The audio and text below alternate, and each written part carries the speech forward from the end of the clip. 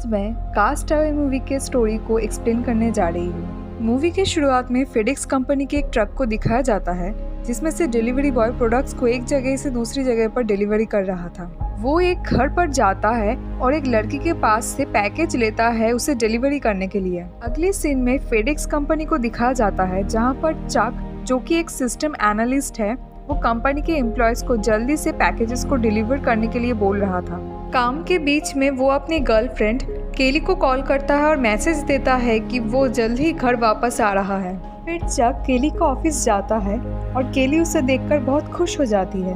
अगले सीन में वो दोनों अपने दोस्त और कलीग्स के साथ बैठकर डिनर कर रहे थे। तभी चक को दांत में दर्द होता है और फिर वो अपने काम के शेड्यूल को चेक करता है। चक अपने काम के लिए अक्सर बाहर जाता था और वो क्रिसमस के दिन भी बाहर जा रहा था।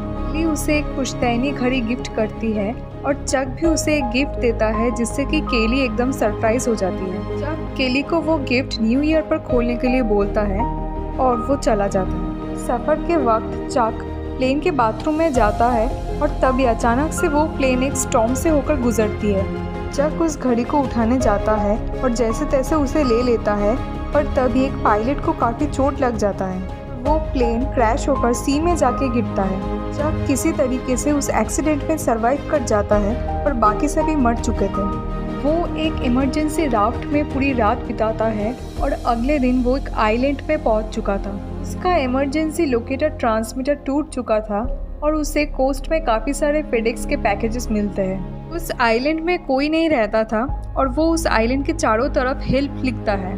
उसे वहाँ पर कोकोनट मिलता है और वो किसी तरीके से उसका पानी निकाल के पीता है। वो उस आइलैंड के आसपास घूमने लगता है और उसे फेडेक्स के काफ़ी सारे पैकेजेस मिलते हैं। पत्ते और कपड़ों का इस्तेमाल करके शू बनाता है जिसे पहन के वो ऊपर जाता है और उसे कुछ दिखता है।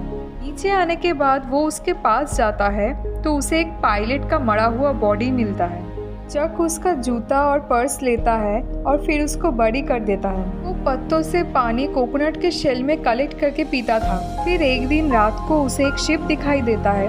चक टॉर्च से लाइट दिखाता है पर कुछ भी नहीं होता, वो शिप चला जाता है। फिर अगली सुबह चक राफ्ट में बैठकर सी में आगे बढ़ने लगता है, लेकिन एक बड़ी सी लहर आता है जिसमें वो राफ्ट उल्टा हो जाता है और वो गिर जाता है और ये फिर से होता है जिससे कि कोरल रीफ से टकराकर उसकी पैर में चोट लग जाता है और चक वापस आइलैंड लौट आता है। रात को जब बारिश होती थी तब वो एक गुफा के अंदर रात बिताता है। जल्द ही उसकी टॉर्च की लाइट खत्म हो जाती है। वो फेडेक्स की सारी पैकेज को खोलता है और उसे काफ़ी सारी चीज़ें मिलती है जैसे कि वॉलीबॉल, स्केटिंग शूज़ और ड्रेस। उसने जुगाड़ करके अपने पैर के घाव को ढक दिया। फिर वो भूख के मारे रॉ फिश खाने लगा और वो क्रैब को पकड़ने लगा, पर वो रॉ नहीं खा पाता था तो उसे आग चाहिए थी। फिर वो आग जलाने की कोशिश करने लगा और बहुत कोशिश करने के बाद उसके हाथ पर चोट लग जाती है। चक को गुस्सा आता है और वो चोट लगे हुए हाथ से वॉलीबॉल को फेंक देता है। बाद में उस खून लगे हुए हिस्से पर चक एक स्माइल करता हुआ चेहरा बनाता है और उसे विल्सन कहकर पुकारता है। चक उसे एक फ्रेंड की तरह सोचने लगता है। चक फिर से ट्राई करने लगता है और इस बार उसने आग जला दिया था। तक वो सिर्फ कोकोनट खा के सर्वाइव कर रहा था, पर अब वो इस आग में क्रैब पकाकर खाता है। चक टेक्सास और उस आइलैंड की दूरी का अनुमान लगाता है और उसे लगता है कि वो उन्हें कभी भी ढूंढ नहीं पाएंगे। दूसरी तरफ चक के दांत में दर्द होने लगता है। उसे पहले से ये प्रॉब्लम थी पर अब ये दर्द बढ़ चुका था, तो उसने एक दिन स्केटिंग शूज से उस दांत को उखाड़ दिया। फिर 4 साल बाद की सिचुएशन दिखाई जाती है जहाँ पर चक की हालत बहुत ख़राब हो चुकी है और वो कच्चा फिश खाकर सरवाइव कर रहा है। एक पोर्टेबल टॉयलेट एनक्लोजर का एक बड़ा सा हिस्सा उस आइलैंड पे बह के आता है और चक उसे देख ही रहा था कि उसे एक आइडिया सूझता है। पेड़ काटकर लकड़ियों का जुगाड़ करता है ताकि उससे बोट बना सके। फिर वो रस्सी भी बनाता है। रात को वो जब विल्सन से बात करता है तब हमें पता चलता है कि 1 साल पहले उसने रस्सी बनाकर पेड़ से लटक के सुसाइड करने की कोशिश किया था, पर वो पेड़ की डाली टूट गई थी। उसके बाद उसने कभी ट्राई नहीं किया था। चक उस आइलैंड पे रहकर थक चुका था और उसने तय कर लिया था कि वो अपना किस्मत आजमाएगा और अगर उसे कोई शिप मिल जाता है तो वो बच जाएगा। फिर उसने राफ्ट बना लिया था और वो रेडी था आइलैंड से दूर जाने के लिए। वो अपने साथ विल्सन, फेडेक्स की एक पैकेज और कुछ नारियल लेकर आइलैंड से निकल जाता है। चप्पू चलाकर आगे बढ़ने लगता है और उसने काफ़ी बड़े बड़े लहरों को पार कर लिया था।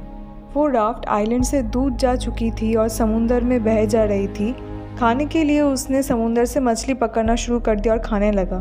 फिर एक दिन तूफ़ानी बारिश में टॉयलेट इनक्लोजर का हिस्सा जिसे वो सेल की तरह इस्तेमाल कर रहा था वो उड़ गया। तो अगली सुबह वो देखता है कि विल्सन पानी में बहकर काफ़ी दूर जा चुका है। वो कोशिश करता है कि उसे वापस ले आ सके, पर विल्सन काफ़ी दूर जा चुका था। चक बहुत रोता है और वो राफ्ट बस पानी के बहाव में बहते हुए जा रहा था। फिर एक दिन जब चक सो रहा था तब उसके पास से शिप गुजरता है। चक वो देख लेता है, पर उसमें इतनी एनर्जी भी नहीं थी कि वो चीख सके।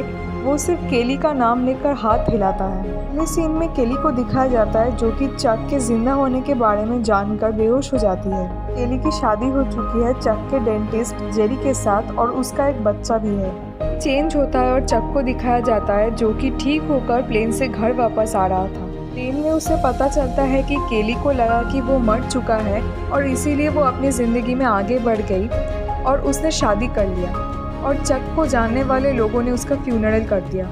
फेडेक्स कंपनी में चक को देखने के लिए बहुत सारे लोग आए थे और वहाँ पर जेरी चक से मिलता है और उसे बोलता है कि उसके जाने के बाद केली का हाल खराब था और अब जब चक वापस आ चुका है तो केली के लिए ये सब कुछ स्वीकार करना काफ़ी मुश्किल है। चक विंडो से केली को रोते हुए देखता है और फिर वो दोनों वहाँ से चले जाते हैं।